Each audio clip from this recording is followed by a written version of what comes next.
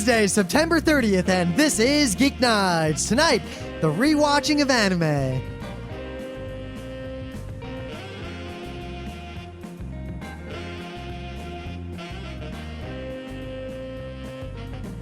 Let's do this. Gave a coworker Cowboy Bebop today. You give that to a lot of coworkers. I do. And You also give them gonorrhea often. what? What kind of joke is that? Just, something else you give the coworkers all the time. Came out of nowhere, and at least make a syphilis joke. You could bring it into sci-fi or Well, something. I was going to say gonorrhea for herpes, but people don't get that.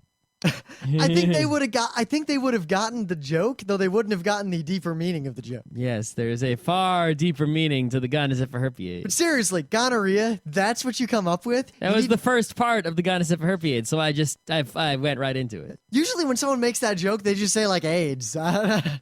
Gonorrhea, a little too specific there. Well, it's funnier when you're specific like that. Regardless, this dude, my coworker, he plays Left 4 Dead. He's kind of geeky. He's getting into Heroes right now, and he's really liking it, but I know he's going to go through the same thing everyone goes through. I'm not a fan of the television, obviously, but I've heard people talk about that television show. Everyone smart agrees. Heroes. They say that like one season was good and all the other seasons were not the good. first season is basically, it's as good as like an average, like pretty good anime. Like it's kind of like that.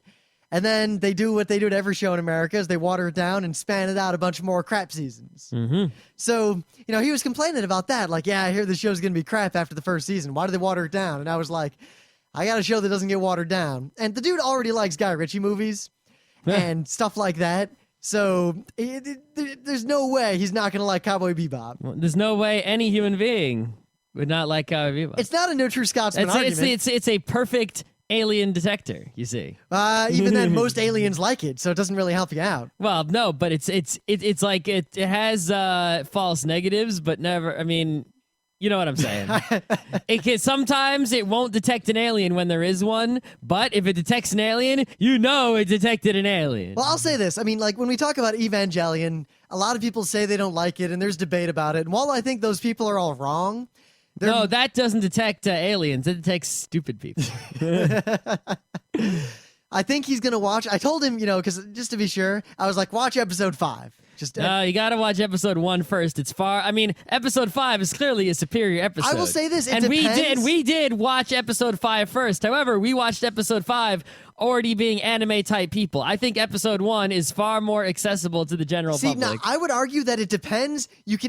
Every different person has to watch a different episode of Cowboy Bebop first if you were getting them into anime from nothing. Some people are episode 5 kinds of people. Some people are episode 1 kinds of people. I think most people are episode 1 kind of people. Some people are episode 2 kinds of people. Nah. Young kids mostly. Yeah, but episode 1 I think is the widest appeal. Thing is, I think pretty much the straight up action western adventure that everyone can dig with guns and fighting. There's not so much gun in the first episode as there is good kung fu. No, there's the good gun in the bar. There is. It's okay. And then there's the kung fu outside in the Regardless, patio. I know what's gonna happen. He's gonna watch episode 5 and go, holy shit, and he's gonna watch the rest of the DVD, and I'm gonna give him the box set, and then I'm gonna give him Standalone Complex, and then we're gonna go down this road. You don't even have Standalone Complex. I ordered it. Uh-huh. It was cheap on Amazon, and you know what? How cheap was it? It was $55. That's a lot. You know what? It's worth it. That show's just too great. I know. I gotta watch it again. I know. We'll watch it again together. That episode with the wine cellar. Oh my god! Oh, I forgot to tell you when we were at that Italian restaurant in the city. Downstairs was like the fanciest. You did tell wine me, cellar. I said when you went down there, did you think about that fan servicey episode with Aramaki in the wine cellar? Did you go? You should have gone down to see the wine cellar. I should have. All right, anyway. Yeah. Oh my god. I say this a lot, but I got to say it again. I like anime. There's a lot of good anime. I've seen most of the good anime, if I haven't seen an anime, I've seen one like it. But I'm in you get in different moods, different kinds of anime. Sometimes you're in the mood for that late night I'm space always show. in the mood for another Ghost in the Shell standalone complex type show, and there aren't enough of them. The other day, I was working on something, and I just, in the on-demand, put on, like, a random episode of Standalone Complex, and it was even the dub. And it was just some random episode. It wasn't even that good of an episode. That is the show I want to watch right now. I want to watch the boxing episode. Anyway, let's So got any news? Well, you for see, me? it's been a while since we did a Wednesday show. Yeah. Or we forgot this news on the last Wednesday show. I'm not sure, but there was a gigantic Wednesday news. Epic proportions Wednesday news. that the Walt Disney Corporation purchased the Marvel Corporation. I don't even know what to do about that. Like, it's one of those things where I heard about it. I heard rumors, but I heard rumors about everything. I ignored them. When it actually happened, the first thing I thought was, that's a joke. And then the second I thought, someone's obviously hoaxed everybody. And the third was, really? Yeah, it's like, the thing is, it's like, there's just so much going on there. It's like, I don't know what to say about it, really. We have to do like a whole show on it, but we got to wait and see what happens. Right. The thing is that, first of all, I don't think anything's going to happen in the short term. It's going to be just same business as usual in the short term, right? The only thing that's going to happen in the short term is stock market shit, right? In the long term, I know a lot of nerds out there are worried about the Marvel Comics. What's going to happen in the Marvel Comics? I don't think they're going to do anything with the Marvel Comics. Not yet. I have this vague idea of what I think they're going to do, really, is poach bit by bit all the intellectual property of Marvel to make, like, feature films. Well, no, they're just going to continue the Marvel filmmaking as it is and just get all the money out of it, which is how they do. The same way that Pixar just keeps going about its business, making its movies, and Disney just gets all the money. But what I think the biggest change is going to be that's going to come out of this is I think they're going to use like the infrastructure of Marvel, like all that stuff, and they're going to have lots and lots of comics made about Disney stuff that are really just promotional material because it doesn't cost them that much to make it in-house. I don't think they'll do that. I think they already will. have, the Disney comics are currently being done by Boom Studios. They'll probably just wait for the Boom Studios contract to run out eventually when it does. And then they'll move all, the Duck, whatever comics to just have Marvel print them instead with the same people doing them. I don't really foresee like any big moves. They're too big a corporation. They're too dumb and unwieldy. They're not going to do risks. anything that's agile or clever or a big change. It's sad too because they're a big enough company. They have so much money. Basically, the amount of money Marvel makes, as far as I can gather, is like not even a blip on the radar of Disney overall. Well, here's something real interesting, right? Think about this. They bought Marvel for like $4 billion, right? I read recently that Adobe bought this company, Omniture, which is a webstat company, for $2 billion. That means if that Omniture guy who sold Omniture could have bought half of Marvel, right?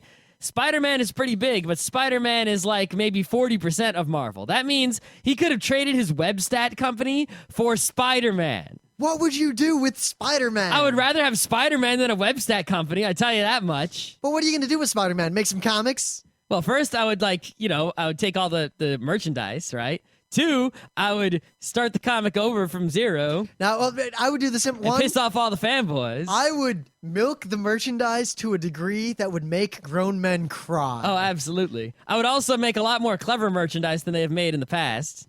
So I would make a Spider-Man everything. Oh, yeah. And I would make sure that there was quality Spider-Man on TV around the world. But no, first, I would like have this plot, like I'd commission internally some secret plot that led up to Spider-Man like dying and then after I made enough money to, make it worth it, I would public domain Spider-Man. See, I would be much more of a... Or Creative Commons Spider-Man, something like that. It'd be awesome. Of a jerk about it to make money. I would definitely compromise on open source, whatever, to make money. But the thing is, I've already made $2 billion. I saved enough left over. I don't need to make more money. I'd make more money, and I'd use it to solve the world's problems and have my own space program. The thing is, if I was going to solve the world's problems, I wouldn't use the $2 billion from selling my webstat company to buy Spider-Man. I'm just saying. Spider-Man could generate more than $2 billion pretty handily. I don't think so. I think they bought all of Marvel for $4. So, yeah. I mean, one, all the merchandising and all that. I have the crazy, the gigantic, oh my God, they killed Spider-Man for serious. And then I make the further, big, all this press. I'd make all the Spider-Man press. The next thing I do after that is publicly, fire, but I wouldn't really fire. I'd keep paying him under the covers. Fire everyone involved in Spider-Man and act like, yeah, he's dead. Why would we make more comics? And I'd wait 6 months. And then I'd be like, you know what? We're bringing him back with a 100% reboot, and it is no longer tied to Marvel in any way. There is no continuity. This is a completely separate, brand new, fuck all you fanboys universe, which again would generate crazy bad press, which means good press, because there's no such thing as bad press. Yep. And then I'd make 1,000 Spider-Man movies. The thing is, that's what Ultimate Spider-Man is they started it over again. The thing is, they started it over again a long time ago already. It was years ago already. So they it's built like, up cruft again. Yeah, it's like it's You know not. what it is? It's weird. Superheroes are like ships at sea. They if they're out there too long, they get barnacles all over their asses, and you got to periodically, I don't know, kill them and get all the barnacles off. My analogy breaks down there. Yeah, it's all right. Anyway, there's too much to say. I mean, look just at how many wanted to, barnacles are on Superman right now.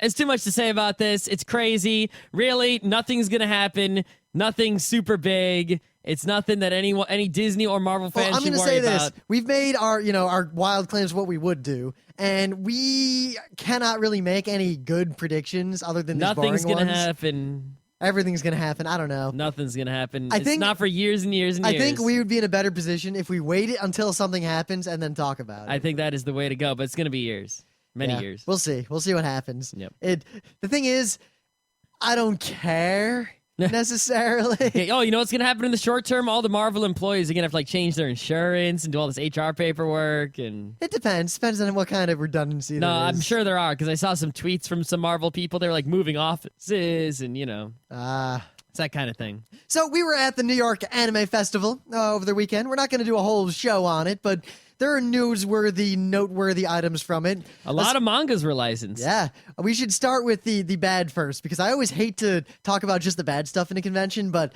there was one really, really bad thing at the New York Anime Festival. And the sad thing is it came out of a really good thing. I won't dignify that with comment. So they got Tamino, Kill 'Em All Tamino, Gundam Tamino. The creator of Gundam, period. The guy. There he is. And they Even though he obviously- wouldn't say that he was, he said he did it. Of course he did it with help. But I know a lot of people involved in the New York Anime Festival listen to us, and independently of that, I know a lot of them are very smart.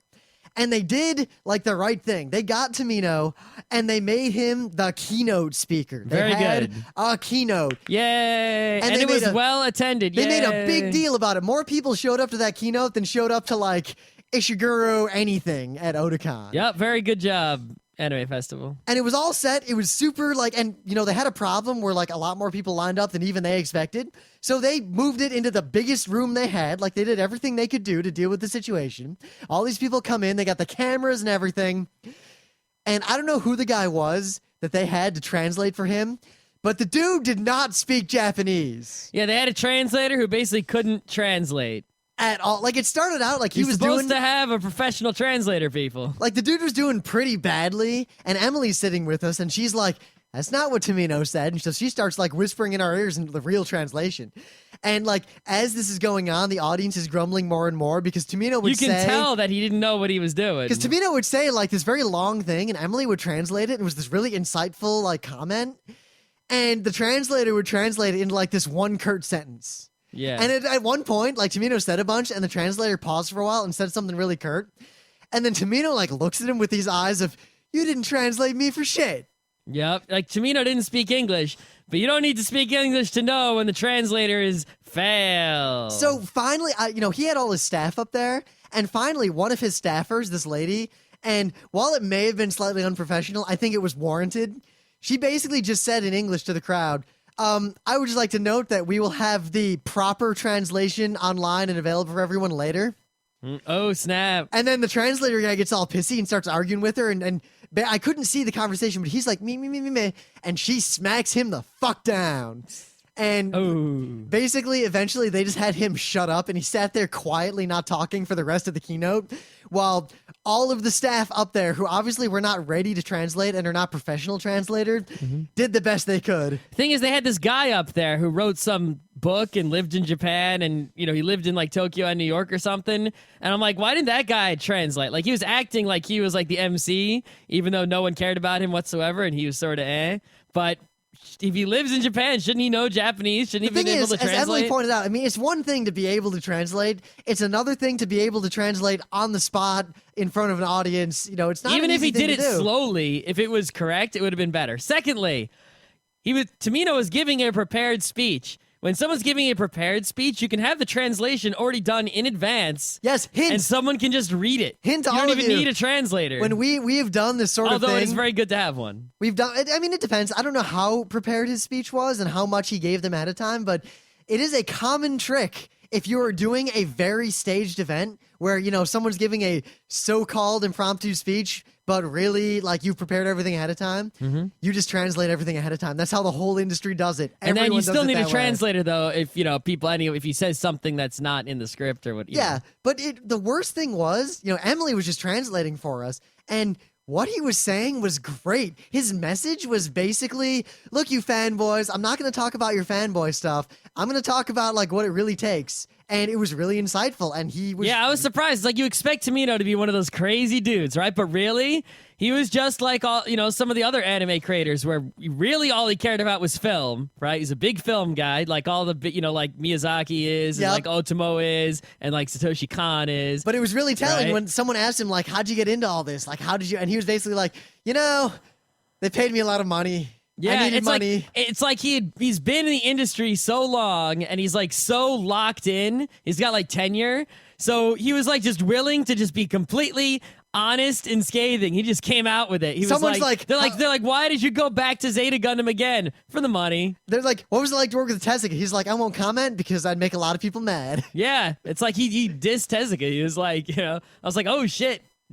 Now, I think part of it, too, was that, you know, he had a lot to say. He said the Gundam design was the mecha design. He didn't like it. Yeah, he's like, I had great disagreements over the designs of the Gundams, and we came to a compromise, but I wasn't too happy. Yep. But part of it, I think, was that, honestly, I believe he cut his speech short because of the translation problems, because obviously the nuance was not getting across, and there was a lot of nuance. There was indeed. And he talked a lot about Star Wars, which is interesting because... Every keynote I've heard recently, just at PAX, everywhere, like everyone was inspired by Star Wars. Then we showed the Daikon 4 animation at the New York Anime Festival, and of course there's all those Star Wars references in it. And yeah, it's just lately like there's just constant emphasis, at least as you know, in my what's it called? What's the name for that? Where you keep seeing something? The confirmation bias. Yeah, there's a definite recent confirmation bias towards, you know, seeing Star Wars everywhere and having it continually emphasized to me that like Star Wars changed everything. Star Wars, Star Wars, Star Wars. Oh my God, Star Wars. It did. From anime to video games, everything. It was all Star Wars. Dude, guy at work, I'm showing Cowboy Bebop,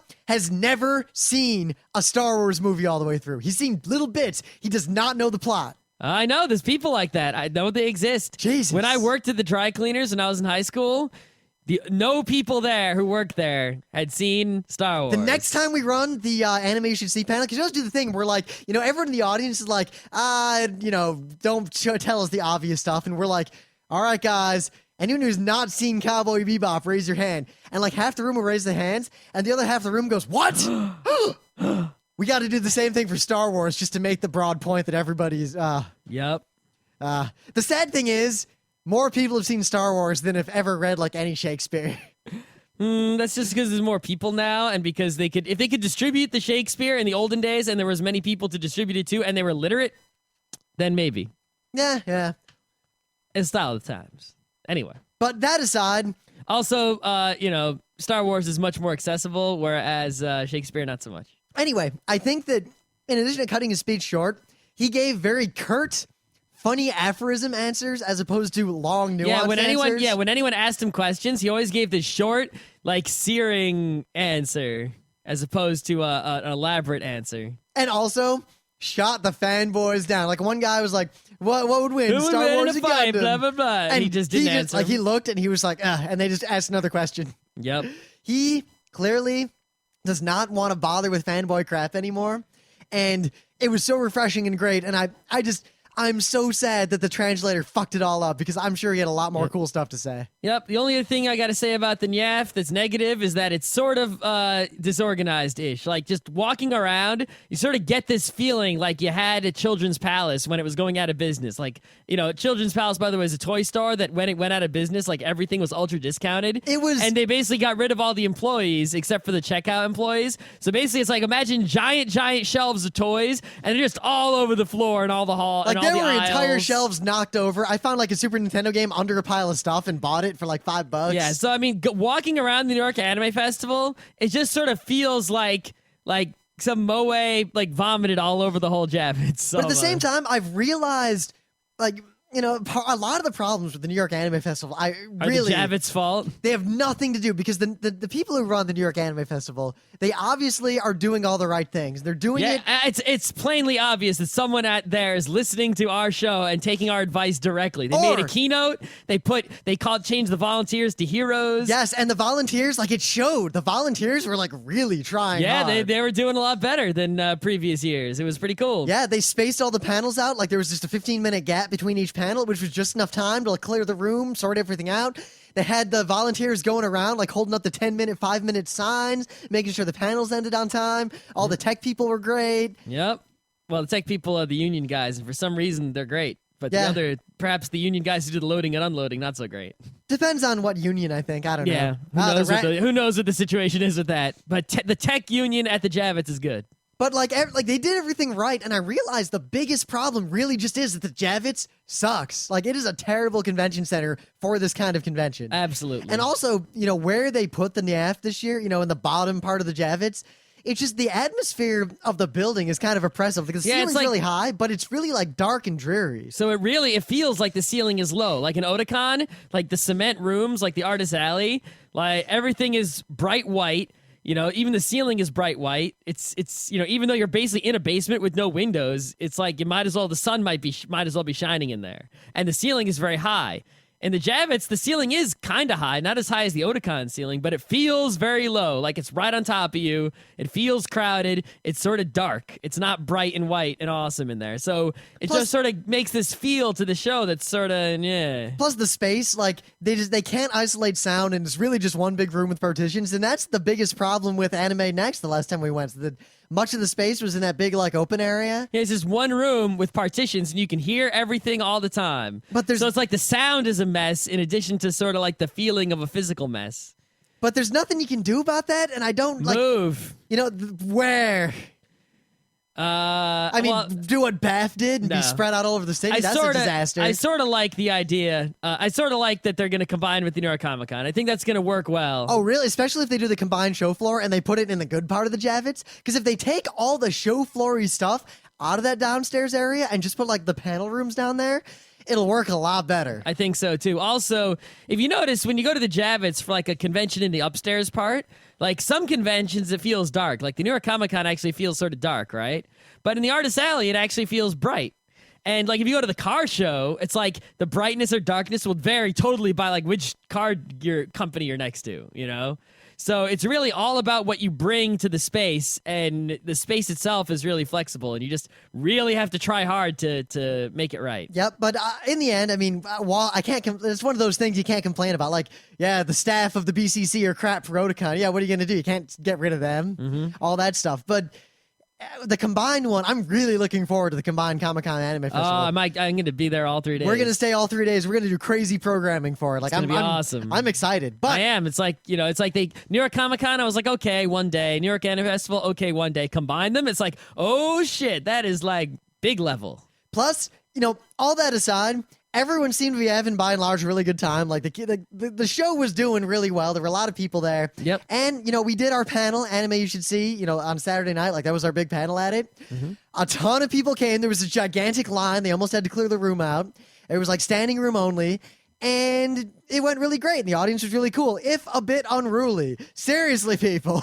Yeah. Calm the fuck down. Well, I really think it's, we just talked about how it sort of felt like a children's palace. I think the psychology of the space affects the behavior of the people. And sadly, in a very significant way. Like, we have advice, like, when conventions have problems, usually we know, like, do this to fix it, and it usually works. To fix this problem, you're going to need, like, those people who design casinos and shopping malls to, like, arrange the space in a way that is psychologically conducive to behaving. I don't know the psychology of it, but I do know this. Anime Boston, unlike Otakon, has a much more subdued, like, overall feeling. I think it's the building is just brighter. No, look, and PAX, it also has a mall attached to it. PAX has the same thing, and both PAX and Anime similar Boston buildings. are similar buildings. They're very vertical as opposed to horizontal, and they have malls attached. Yep.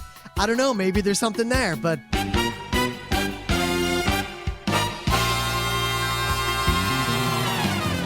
So, things of the day. I found this, and I just thought it was really cool. It's a picture gallery, not a video for once. Oh, not from College Humor. It is a picture gallery of a scarecrow called the Tin Man. And I don't really want to. I don't want to spoil it at all. I just go look at it. It is a creepy motherfucking scarecrow, let me tell you. But I don't know. I really like this. And the coolest thing, at the bottom, you'll see the sign. It's like, Tin Man, please do not oil. And you'll see why. Oh, man. It's pretty cool. That's it. I mean, I guess I could. There's a quote on We're the getting page. into the October Halloween season here. It is. The men were broken. Wooden buckets, metal pails, pistols, and rifles all empty. Only a quarter of the original mob remained alive. You know, Halloween will be the 4th anniversary of Geeknights. The Tin Man non-beta Geeknights was finished. Half his body, now one solid rusted joint, dragged by the other slowing half. With a low creaking moan of metal and rust, he froze. His axe finally at rest above his head. A drop of blood, the last movement to come from it. All right, whatever. This thing's pretty cool. So, yeah, what was my thing of the day? All right, it is the Halloween season, as I was just mentioning. This is Halloween. This is Halloween. Yes, and Angry Video Game Nerd, James Rolfe. Oh, crap, yeah. He's awesome, dude. He does awesome stuff. It starts tomorrow. And every day in the month of October, he is going to do a video, just like he did the year before and the year before. It is Monster Madness 3. Monster Madness 1, he basically reviewed a horror movie every day in the month of October. Monster Madness 2, he reviewed a Godzilla movie every day in the month of October. And this year, I guess he's going back to horror movies. We'll find out starting tomorrow, or I guess today, depending on when you listen to this, or maybe even a long time ago, depending on when you listen to this. October 1st, 2009 is the first day of Monster Madness 3. James Rolfe, the Angry Video Game Nerd, will make a video every single day relating to horror in the month of October. Woo! All right, one thing I wanted to mention about the NYAF that we didn't mention is that the attendance numbers are actually kind of low. It's like they put out a number that's like 20,000 or something like that, right? But the thing is, they're counting the turnstile, unlike Otakon, who counts, the straight up people, right? So you divide that number by about 3. Maybe not 3, because I know a lot. A little bit less than 3, like 2 and a fraction. Maybe even more or less, because I saw a lot of Saturday-only badges. Yeah, there are a lot of one-day badges, but regardless, it's not anywhere near 20,000. It's like... Yeah, it's hard to say what it is, though, because it was, like, crazy crowded. It was crowded, but it wasn't a very expansive space either, in terms of, floor space.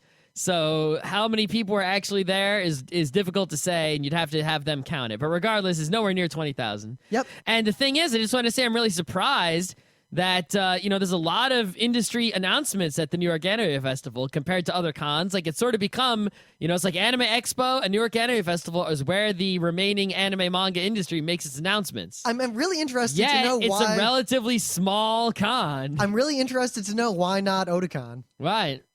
I think it's because Otakon is eschewing the industry, or what's left of it. I don't know if they are, though. I mean, I don't have a lot of insight. We've theoretically joined the Otakon staff, but I still don't know anything. Apparently, Otakon doesn't really start any planning or anything big until after the, first of the year. In other words, until it's too late.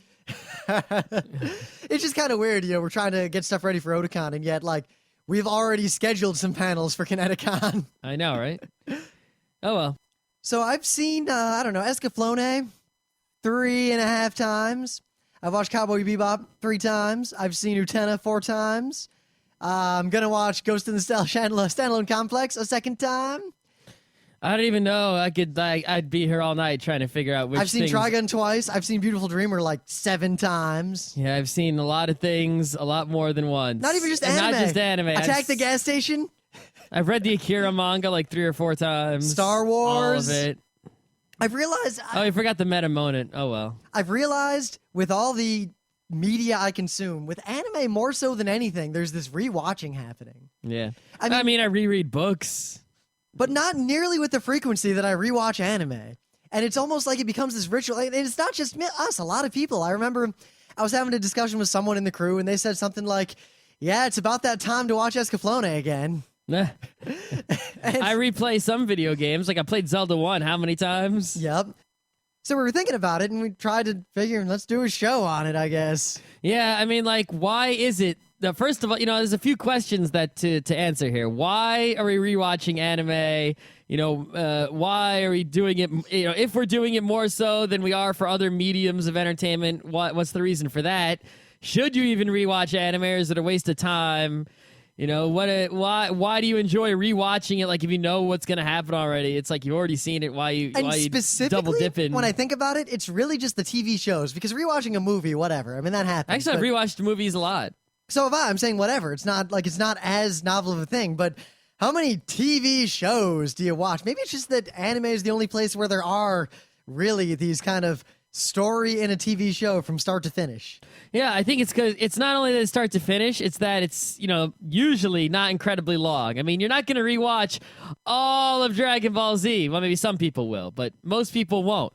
But you can rewatch like a 26 episode TV series that has a beginning, middle, and an end, and it's sort of like the same. I mean, you rewatch Star Wars, you don't even think about it. It's just rewatch Star Wars, whatever, because it's, a couple hours. But it's sort of like rewatching an anime. It's sort of in between. It's like it's difficult enough that it feels like rewatching it feels like a significant activity, but then again, it's not so daunting and large like rereading a long, difficult book or rewatching like a gigantic TV series. Rewatching a 26 or a 13 episode series isn't big enough that you're not going to do it. I mean, what, at most 12 hours or so? Yeah, so it's like you're going to do it because it's not so big, but doing it is more than just watching a movie, so it feels big. So it's like of note when you don't note down how many times you watch Star Wars, but you note how many times you rewatch Cowboy Bebop because it takes you a while. Well, I think really it's almost like it's partly has to do with the format. And notice how we only obviously rewatch the good stuff, but really when you look at it, the only shows that get rewatched in their entirety are the ones that are a succinct story, like a story that is compact. There isn't really filler. It's just a really long movie. Yep. And the other thing about rewatching, right, is that it's like you get more the second time around, if it's a good thing. Like when you read a book, if you read the book the second time, if it's a good book, there's always going to be stuff that you see in the next go around. Even comic books like Watchmen is the perfect example of when you reread and reread and reread, there's just more and more every single time. So when you have a good anime series, right? Let's say you have a good movie like Star Wars. You watch it again and again, and there's more every single time, but there's only like an hour or two of material. So eventually, like, I know everything that happens in Star Wars. The last time I watched Star Wars, which wasn't that long ago, I noticed something I'd never noticed before. And remember, we were sitting there and we realized how great of an actor Obi-Wan Kenobi was when he just raises that eyebrow so subtly at the mention of Luke's father. Yeah. And I just never caught that before. I never caught the subtlety of his acting. That was I was like, really? What did we notice? And you said the eyebrow. And I was like, oh yeah, we did notice the eyebrow. But anyway, yeah, but when you rewatch something like Cowboy Bebop, it's so big. It's, 13 hours big, that you are going to, rewatching, you're going to be able to dig up stuff over and over and over. And even if you watch it 10 times, you'll still be digging up stuff just because it's such a bigger field to dig in. Well, one, look at Cowboy Bebop.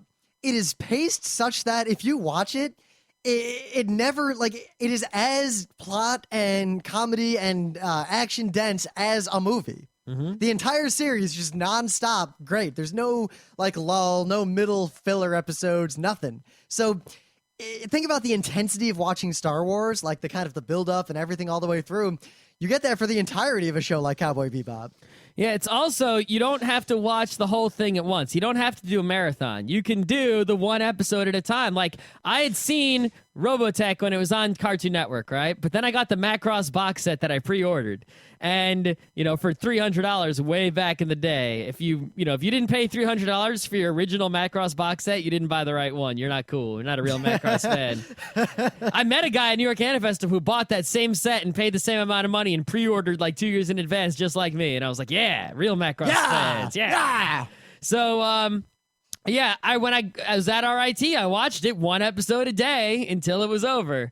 And I think I'm going to rewatch it again soon, one episode a day, because you can't watch 50-something episodes all at once. It just But at the same work. time, look at that. Does that break a little bit with, that's a very long show. It's very drawn out. It's not that long. It's still pretty long. I watched it in RIT in like a quarter or less than a quarter even. Well, how about go to the extreme? Are you going to rewatch Galaxy Express 3.9? That's 117 episodes? Probably not. But I will rewatch the movies a bunch of times. Well, I noticed it's weird. If a show gets beyond a certain length, you do the sort of selective rewatch. Like, I watched all of Sailor Moon once. I've seen every single episode of Sailor Moon, which I point out is longer than Galaxy Express. Wow. 200 episodes. Damn. And 4 movies. Not to mention Ami-chan and Hatsukoi. Well, I mean, I'm only talking about the original Galaxy Express 70s, 80s TV series. I'm not talking about any Gun Galaxy Frontier, Railways yeah. or any of those. The entire Leiji Matsumoto verse. Yeah. But where's the Sailor Moon verse? It ends with those 200-something episodes. That's it. I did watch. Plus, remember that Sailor Moon you're saying is 200 episodes is actually Sailor Moon, Sailor Stars, Sailor whatever. Super S, R, Sailor Moon, R. One thing I can say, though, is I rewatched it, but I skipped most of it. I basically watched, like, the 20 episodes that I remember being great. That's basically. like watching the 6 Cowboy Bebop episodes out of the real plot. But even for the good show, like, I'm not going to watch all of Master Keaton again. I got everything out of Master Keaton. I've seen all of Master Keaton. I still have to watch Master Keaton one time. Oh, my God. It's so good. Yeah. But I will watch certain. I remember showing people, and this is actually a big part of rewatching. It's not so much necessarily watching it yourself, but there's a certain joy in watching someone else who has not yet watched a show watch it. Well, that's what I did with Gundam Seed, right? I had watched all of Gundam Seed on my own, and then I watched it again with like Rim and Emily, and it was like, oh snaps. Yep. And it really helped that I had forgotten pretty much a lot of what happened. Like, especially like I knew the ending, there was like the giant thing, but I forgot like the details. It's like, oh right, that dude gets killed like this, and yada yada. It was the whole thing at the end. No spoiler here, but it's just some guy who does it. I know, right? That made the entire series. I completely for me. forgot that. Entirely. So when I saw it again, it was still oh snaps. But it wasn't even just me and Emily. A lot of it was just you and me, and you'd seen it all. You did not watch every episode with me while I watched it, but like you came in and watched like. I remember watching every episode. I'm pretty sure. No, you skipped I a couple. skipped the recap episodes that I knew were recap episodes. But like with Emily, she watched some of it without me, but like I was there watching her watch all the like big episodes, namely all the ones where the different music plays. Yeah, those are the good ones. Oh my God, in the Opera House or on the island. Or it's like Attack the Gas Station. We've seen it so many times, not because it's so great. I mean, it's great, but it's not so Yeah, great. I wouldn't just like watch it right now. But we watch Attack the Gas Station because whenever there's someone who hasn't seen it already, so we can indoctrinate them into our inside Attack the Gas Station It is jokes. difficult to impress upon you, all of you listeners out there, how important to front row culture Attack the Gas Station is. Like every inside joke is from that movie. Right. And so it's to indoctrinate them into the inside jokes, but it's also just to watch. And, it's like, I don't know why it is that people why do we enjoy watching other people laugh at something that we no longer find funny, but once found funny? I think there's two. Is it to like prove to ourselves that yes, it was funny, I wasn't just stupid? There are two aspects. All I can think about now is Cooking Master Boy. Perfect example of that. And it's like we saw that Geki got tier and it was so awesome. So it's like now you just want to see someone else like discover that Geki got tier awesomeness that you. Oh my God! When it zooms in on his eye, but no, there are two aspects. Maboroshi. Maboroshi. That's right. But aspect the first, korera, is that when you watch someone else watch it, you already know what's going to happen. So you have this kind of anticipation of the moment and you get excited like, oh man, the totally awesome thing that comes out of nowhere is about to come out of nowhere and they don't know it's coming. In many ways, isn't it like telling someone about your D&D character? In a way, but you're not. It's almost as though you're showing them your D&D character. No, your D&D character is real and is doing the cool thing again, and you're just watching someone else enjoy it. Yeah. But two, the second aspect. This is why I like sort of, want to do more showings at conventions because like you show someone awesome stuff, and then you see them laugh at it. It's like nothing. You show like the Daikon animation. Nothing has done that more for me than at Kineticon and then the New York Anime Festival. We showed people the Daikon animation after explaining just what the big deal was, and it's so inspiring to like watch it. And one, I'm inspired just watching it. Like every time I watch it, every single time, you just get this feeling in your heart, like, wow, what am I doing with my life? Look at that, and that music, and that song gets stuck in my head every time. They didn't do the music. No, but the music so fits it. Like they picked the perfect song. But every time we show it to people at a con, like they get it. You can see they get it. And like showing someone one episode of It's Princess all about Tutu, how you present it too. showing one episode of Princess Tutu to a crowd of people does more than like an hour of talking about Princess Tutu. Showing some DMC or some Damiko Dobutsu. No one trusts us on Damiko Dobutsu, but then we show it to them and they're like, oh man, that's the funniest thing ever. Those animals are no good. But the second I should watch aspect, some after the show. that's a show I can rewatch over and over again. No, not over and over again, but Partly it's that there's so little commitment because the show's short, and partly again because only when I'm showing it to other people. You know what's weird is like whenever there's a new anime, right? I'll end up watching like the first episode a ton of times, right? Isn't that happens to me with so many shows? I think it's partly because we have such a wide friend group. It's like I've seen like there are some shows where I've only seen the first episode, but I've seen it like 5 times, just because I keep showing it to people. It's because of our friend group. We have such a large friend group nearby, and we all get together at different parts at different times. And if some show like we think it's awesome, we're gonna want to get all the other people into it. So we keep showing the first episode to all these different groups of people. Yeah, and it's like the later episodes I barely even remember. It's like you show me a show, it's like I'll remember the first episode. I won't remember any of the later episodes at all. Maybe I'll remember the ending. It creates this weird situation though, to where I'll almost be and tired then I'll of a rewatch show, it, so because then I'll remember it as I rewatch. but I'll be like tired of a show. Like I've like Cowboy Bebop. I saw the first 5 episodes like a bajillion times. A bajillion is To the point that when I watch the first 5 episodes, I can almost feel impatient. Like, why am I doing this? But then I see episode 6, and it's like, oh, right, this show is shit awesome. Yep. But the second aspect that I keep Instead getting of distracted Evangelion, from, I've seen the first episode of Evangelion like 10 times, but I've seen Evangelion like 2 or 3 times. I want to talk about Ava separate. I have a whole thing to say about Ava and rewatching. Yeah. But the second aspect is you can't ever see a show again unless you have memory problems. The first time you see Cowboy Bebop, there's that feeling when the show ends and you've seen it all. There's that sense that you can only get once from any experience. But while you can never ever reclaim that, watching someone else have the same experience lets you almost vicariously through them relive it just a little bit. You get a little bit of that glimmer of what it was like to see you're it the first basically time. using other people to channel your nostalgic power. Remember when we showed Pete all of Cowboy Bebop because he hadn't seen it? And I didn't even look at the screen during the end. Mm-hmm. I watched Pete, and I relived that feeling just by seeing him go, whoa. Yeah. Like, at the end, he sat there, and the credits roll at the end, he just goes...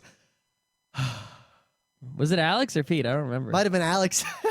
Wow. But that's another thing about rewatching is that especially, separately, the whole topic of marathoning, it can come out of nowhere. That time, whether it was Pete or Alex, we did not intend to watch all of Cowboy Bebop. I did not intend to watch any of it. He was just over. We'd moved back into RIT like no one else was around. So we were like, here, we'll put on Cowboy Bebop. The TV was still on the opposite wall. Yeah. On the left. Yeah, all weird. We're like, you watch this while we clean the apartment up and move back in and do all our stuff.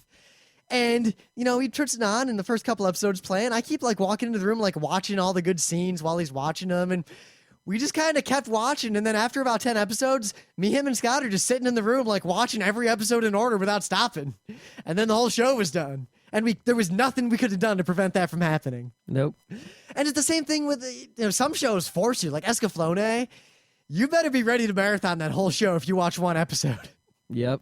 Any of those cliffhangery shows. Gundam Seed kind of does that too. They break it up with the recap episodes and things, but towards the end, you get to those episodes, every episode ends, and you're going to kill someone if you don't watch the next one. Oh, man. It can force you into... this show is just making me want to rewatch all the great shows. Yeah, the thing is, it's like I can't be rewatching stuff. I got new stuff to do. But at the same time... I think a lot. I've seen Escaflowne and I've seen this set of 15 different anime a bunch of times, and they happen to be some of the anime I respect the most. I think are the greatest, the best, the most worthwhile. And I will sometimes give myself the argument that Rim, you only like these shows because you've seen them a million times, and you're partial to them. You keep rewatching them, and it's all just bias and nostalgia. And this brings back the Ava point. We watched Evangelion again recently, and all it did was remind me that no, objectively and independently of all the rewatching is everything, the reason I keep rewatching these shows is because they're brilliant. It's the same reason I keep rereading Hamlet. It's brilliant. Evangelion is a brilliant show. Yeah, it's like and it wasn't biased, right? It's like I watched it. I liked it when I watched it. Then over time, I doubted. I doubted that it was as great as I remembered. And I was sort of approaching it with sort of like this time I'm going to watch it again all these years later, and I'm going to see why everyone's complaining about it. And then I watched like 2 episodes and I'm like, everyone's a moron. This is the best thing ever, right? So even when I approached it with the negative attitude, I saw it for what it really was. And, that proves that, people say, oh, you didn't want to like it, so you weren't going to after you watched it. Well, no, look, here's the counter example. I thought it was going to be bad, and it wasn't. And so rewatching allowed me to, refresh and, remember the truth that I had forgotten. I just want to rewatch all these shows. But it also, kind of... Not enough hours in the day. To me, it comes back to the whole, the anime industry, because I look at and anime... we took a day off of work, and we didn't sleep. You could get over 24 hours in, I think. And you could rewatch a show in maybe 9 hours. It was 26 episodes. RIT? We could probably watch 3 whole shows. We could probably at least watch Cowboy Bebop and Evangelion, definitely, with sleeping. How often at RIT on a if weekend? we took a day off work. Would we just watch 12 hours of anime with a whole group of people? Too often. Oh my god, not often enough. Mm-hmm. Back when time was one of our most... we had more time than we had anything. That's right. Time was the biggest resource we had. We could waste it however we wanted. Now time is precious. Like hamburgers. Must cherish it. But it's not just that. It's on a more, general scale. Look at the great shows. The shows that are great are the shows that stand the test of time. I mean, Galaxy Express is still a relevant and good show today that, it endures the test of time. Ava endured the test of time. And the lens of time is the only real way to filter the objectively good and the objectively noteworthy from the momentarily awesome. I mean, Full Metal Alchemist was totally awesome when I watched it. It was a great show. We were basically, we were desperate every time a new episode came out, and everyone got together and watched it that night immediately. We were in a big rush to watch it. It was huge. Everyone was all over it. Not rewatching that again. Now I'm probably never going to rewatch Full Metal Alchemist. I mean, it's it was good at the time, but there's no rewatching action. It didn't really have the quality. It had this sort of momentary entertainment value. It's a rare show that has the rewatchability. I mean, that's how you know something is really good. You can watch Star Wars 100 times. You can watch Indiana Jones 100 times. You can watch, I don't know, another great movie 100 times. You can reread Watchmen 100 times. You can rewatch Ava 100 times. But you can't rewatch Full Metal Alchemist. You can't rewatch... I don't know what else. But I think not so great. That is in the end a big reason why the anime industry and the DVD industry in America really collapsed so much is that all the anime that they seem to be really have pushed and tried to market and get people to watch and out there Dragon Ball and all rewatchable. that, Naruto and all that. These are not shows where you're gonna go buy the entire box set. It's not like every Naruto fan is gonna buy all of Naruto. Yeah, the only people who are going to buy those things are collectors and Uber fans, right? It's like with movies. There's some people who are movie buffs and they get a huge collection of DVDs, but most people just buy the DVDs that they're gonna rewatch a bunch. Well, I mean, look or at that me. they're really, really into. Look at the anime I own or Scott owns, or even most of the crew own. We only own anime, not even that we'll rewatch, because a lot of anime that I would rewatch, I don't own. But that will show. We want to show to other people. Yes, I only buy anime that I will pointedly be lending to other people. Like and you just showing lent to the other Cowboy people. Bebop to the coworker today. Yes, with the packaged in syphilis. But think about what that does to the anime industry. Just look at it. All right, so one, people are only going to buy the greatest anime that they're going to show to other people. So one dude at the center of his social circle buys Cowboy Bebop. He lends it to everyone else in his group. Yep. How are they going to sell DVDs? The answer is they're not. No, they got to do something else. Yeah. I don't know what to do about that. There's no way back. It's not like I'm going to not lend anime to people. Oh, I got hiccups. That was quite a hiccup there. That was a big one. Yeah, I wish I could not redo the hiccups every time. So you want to end the show before my hiccups take it over? Yeah, we should probably just end, but I don't know. I don't want to go through a list of anime I've rewatched, but I have a really striking example because I always used to say, Shoujo Kakame Utena is my pretty much one of my favorite anime ever. But really, like my favorite. I only anime, watched that all the way through once. I've seen it all the way through 4 times. That show, every time you watch it, you notice something. That's a watch mini. I'll have to show. watch it again. Yeah. Soon, I think. Because I'm feeling like it's time to watch it again. Because I just got a bunch of other people to watch it, and they're coming back and like, oh man, when such and such happened, and all I can think is, oh man, I want to watch that again. That was so good. But Irresponsible Captain Tyler, like I used to always say, like that show influenced my life more than any media I had ever consumed. But I watched like the first 2 like VHS tapes subbed, and then I watched like sporadic. Like I'd only seen maybe 75% of the show. Yeah, I watched the first 4 episodes, but then I watched like up to episode maybe 9 or 10, but I was only barely paying attention, and it was a tiny TV. Yep, and that's even all I then, ever saw of it. Like all that I'd seen, like I saw a lot of bad fan subs. I watched like 1 Raw episode, and like some of them were just unwatchable or stuff would skip, and I wasn't really sure what episodes I'd seen and hadn't. But like the show had made such an impression on me, and recently, I finally just got the DVD box set because it was reprinted. I didn't have to buy that stupid expensive out of print box. But you didn't get the movie or aren't there OAVs? Yeah, the OAVs are really good, but they're easy to get. All right. And there's the movie, but I watched that in like a 320 by 200 RM. Yeah. But the show, like I remembered it as being like this life-changing show, like this amazing show that I just loved and loved and loved. But it'd been so long and I'd seen it in such a shady and dodgy way that I was kind of worried going into it, watching it again, especially being older and wiser and seeing how my views of shows like Utena and Ava and Hokuto no Ken changed with age and wisdom. Yeah. But I'm watching it again, and I watched it like halfway through, and then I watched it again with Emily because she'd never seen it. And there's this one episode that I had never actually seen that was so great. Like, I don't know how, I can't imagine that I hadn't, like, it's amazing to me that a great episode I'd never seen. But 2, the show is fucking amazing. It's so great. Yeah, I was like, I stepped in, and I was like, I saw part of an episode, and like it all came back to me, and I was like, oh yeah, this show is freaking amazing. I forgot. Yeah, and the weird thing is, I think about how much an influence that show had on me, having watched it in such like a poor format and having missed so much of it. I don't know what my life would have been like if I had seen all of the show when I was younger, because it probably would have influenced me even more. I'll put it this way. There are episodes that are basically, it looks like, oh, Rim is this way because he saw this anime in this episode when he was younger. But there are episodes I hadn't actually seen. Yeah. It was kind of weird. Like it was very strange to be watching this, but the show is brilliant. So watch Irresponsible Captain Tyler. And I guess if you have anime and you feel like rewatching it, it's probably because it's great, and you should probably get a friend over and just rewatch it. Yeah. All right. I want to do the meta moment that we forgot. The meta minute? Your meta minute, whatever. It's Metamucil. All right.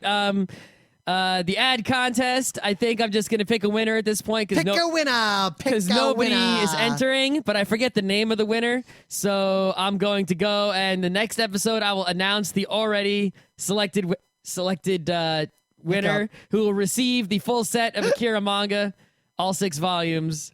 Yep. And also, what other meta do we have? We don't really have anything else. We do have some meta.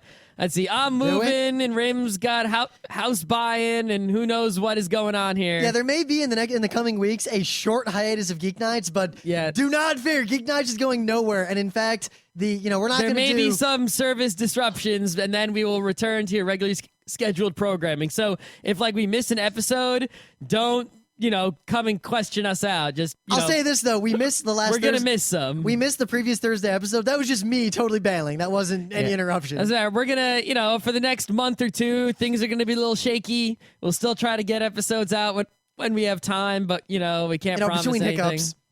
And then we'll be back to the scheduled programming as soon as everyone is resettled. And I realize, especially, I feel like around Halloween we should do a kind of state of the podcast show, because that we've been 4 doing years Geeknights since 2005, since October 31st, 2005. Well, it's older than that, but that was the first publicly released episode. Little known fact, the first publicly released episode was actually November 1st or 2nd, 2005.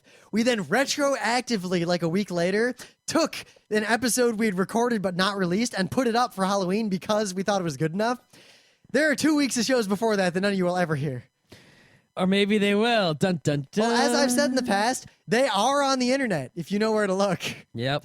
Someone found them a while ago. I don't think anyone's ever found them. Someone emailed me a long time ago and were like, "Is this it?" And I was like, "Yeah, don't tell anyone." They were like, "I didn't." I've never seen anyone find them. Ever. I'll find that email and show it to you. They keep trying, but I don't think anyone's ever found them. Yeah, but not only is Geeknights not going anywhere, not only is this... You basically have to guess the URL because there's no links to it. And not only is this, these few interruptions that are coming entirely temporary, but in fact, Geeknights is on a very large upward spiral, and we've got some, seriously... Upward spiral? I would we say don't want so. to spiral upward. It's spiraling out of control. We want an upward swing.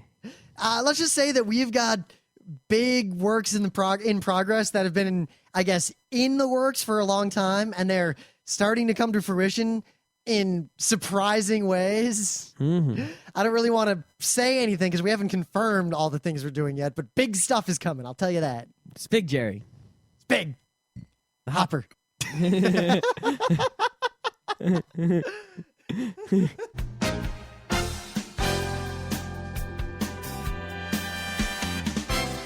This has been Geeknights with Rim and Scott. Special thanks to DJ Pretzel for the opening music. Be sure to visit our website at www.frontrowcrew.com, where you'll find show notes, links, our awesome forum, a link to our Frapper map, and links to all the RSS feeds. We say feeds plural because Geeknights airs 4 nights a week, covering 4 different brands of geekery. Mondays are science and technology. Tuesdays, we have video games, board games, and RPGs. Wednesdays are anime, manga, comic nights. And Thursdays are the catch-alls for various rants and tomfoolery. You can send us feedback by email to geeknights@frontrowcrew.com. Or you can send audio feedback via Audio. Just click the link that says Send Me an Audio on the right side of our website. If you like what you hear, you can catch the last 100 episodes in iTunes or in your favorite podcatcher. For the complete archives, visit the website, which has everything. Geeknights is distributed under a Creative Commons Attribution Non-Commercial Share-alike 2.5 license. This means you can do whatever you want with it as long as you give us credit, don't make money, and share it in kind. Geeknights is recorded live with no studio and no audience. But unlike those other late shows, it's actually recorded at night.